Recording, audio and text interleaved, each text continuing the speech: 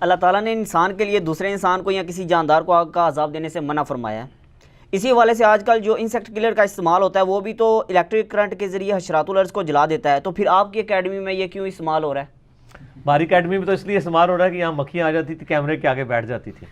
اچھا، ہماری اکیڈمی میں استعمال ہونے کا قطعاً مطلب نہیں ہے کہ اس کو قرآن و حدیث کی توثیق حاصل ہو جائے گی، جب تک کہ واقعی توثیق حاصل نہ ہو. اور یہ توثیق حاصل ہے اس کو، اس لیے کہ یہ بات صحیح ہے. صحیح بخاری میں حدیث ہے، نبی صلی اللہ علیہ وآلہ وسلم نے فرمایا کہ اللہ تعالیٰ نے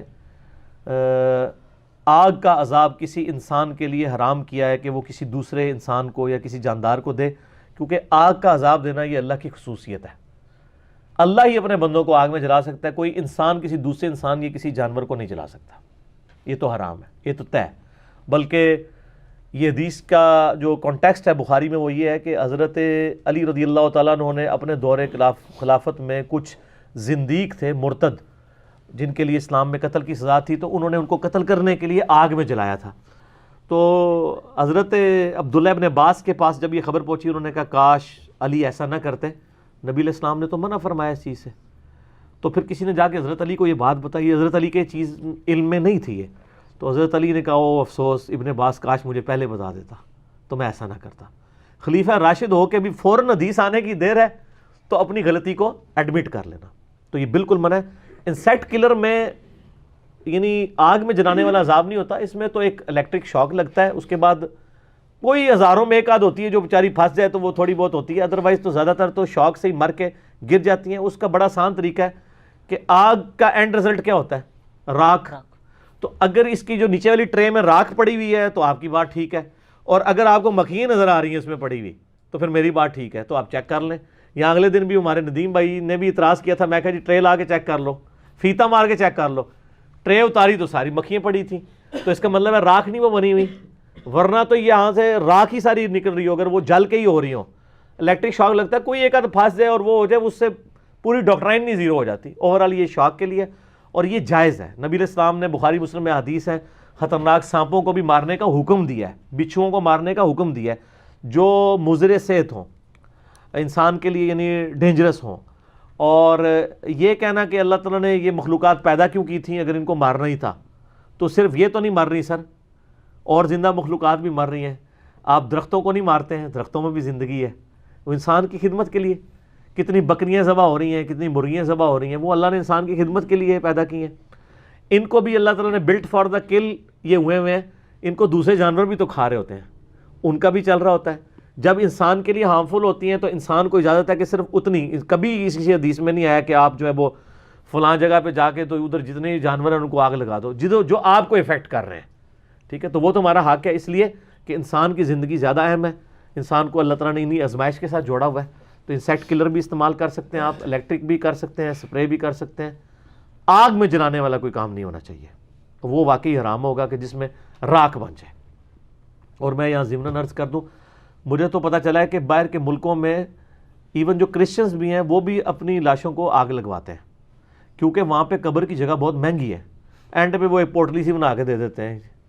تو حالانکہ وہ آسمانی ادیان میں بلیو کرنے والے ہیں، ان کے دین میں بھی قبریں ہیں، کرسچنز بھی قبریں بناتے ہیں، یہاں پہ بھی گورے قبرستان موجود ہیں. تو یہ بڑا ایک آزمائش بنی ہوئی ہے.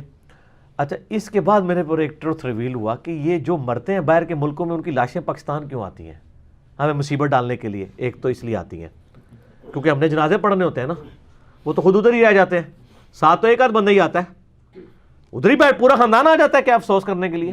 ٹھیک ہے، لاش بھیج دیتے ہیں پیچھے سنبھالیں، ہم یہاں ان کے جنازے پڑھنے کے لیے بیٹھے ہیں. سر بیٹھے ہیں، پڑھیں گے، آندھا بھی پڑھیں گے.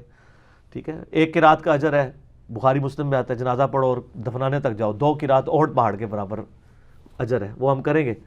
لیکن مجھے بعد میں چلا اچھا وہ قبریں مہنگی ہیں جناب، اور بہانے بنائے ہوئے ہیں جی وہ اصلی جو کافروں کے قبرستان ہوتے ہیں. یہ تو کوئی تفریق ہی نہیں اسلام میں. یہ آپ کو کس نے کہانی کروا دی ہے؟ صحابہ کرام کی جو بقیہ حرکت میں قبریں ہیں، منافقین کی قبریں بھی ادھر ہی ہیں. اسلام میں تو کہیں نہیں ہے یہ آپ نے کافروں اور مسلمانوں کا قبرستان الگ کر دینا ہے. وہ قبرستان تو صرف عبرت کے لیے ہے نا، یہ تختیاں لگانا، آیتیں لکھنا، یہ تو آپ نے کہانیاں بنائی ہوئی ہیں نا، اس لیے علیحدہ ہو جاتا ہے. نہ تختی ہو نہ آیت ہو اور قبر ہو ایک بالش وہ بھی کچی، تو کیا انٹرسٹ کسی کو کسی قبر کے ساتھ رہ جائے گا؟ ٹھیک ہے نا. اسلام آباد میں اس وقت بھی یعنی کافی مہنگی ہے قبر. جو وہاں کے سٹیزن ہیں ان کو تو مل جاتی ہے, باہر کے لوگوں کے لیے تو بڑی مصیبت کھڑی ہو جاتی ہے.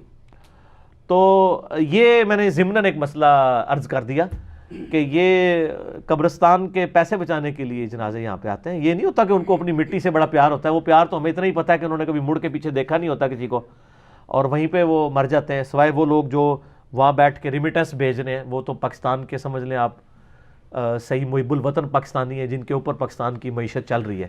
اگر وہ ڈالرز اور پاؤنڈز وہاں سے نہ بھیجیں, ہماری تو اکانومی اب جو تباہی کے دہانے کے اوپر ہے. یہاں پہ آپ کو جتنا کاروبار زندگی, ہمارے جہلم شہر میں کوئی انڈسٹری نہیں سر, لیکن جہلم کے بازار دیکھیں, ایک ایک دکان بھی ایسی ہے جس میں ملینز کا بزنس روز کا ہو رہا ہے, اور وہ اس پیسے پہ ہو رہا ہے جو وہاں پہ بیٹھے ہوئے پاکستانی انگلینڈ سے بھیج رہے ہیں, کیونکہ وہ پیسے یہاں بھیجتے ہیں تو یہاں پہ لوگ بیٹھ کے جو ہے وہ خریداری کرتے ہیں نا. ادھر کے لوگوں کے پاس تو پیسے آئی کوئی نہیں ہے.